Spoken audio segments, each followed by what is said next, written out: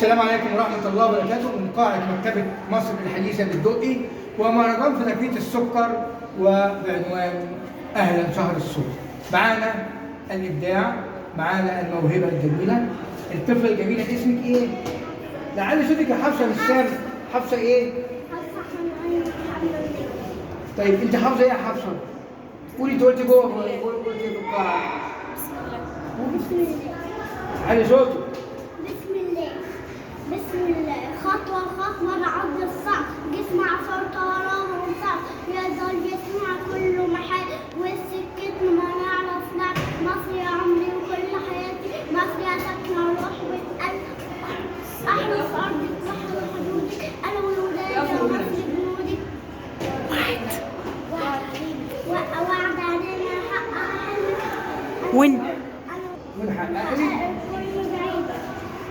برافو عليك، برافو عليها. يعني صراحة موهبة جميلة جدا وإبداع جميل جدا. يعني ربنا يبارك فيها ويحفظها وتنموا موهبتها الجميلة جدا. شكرا جزيلا. كان معكم دكتور مجدي الناظر، بوابة عجل مصر وجريدة صوت.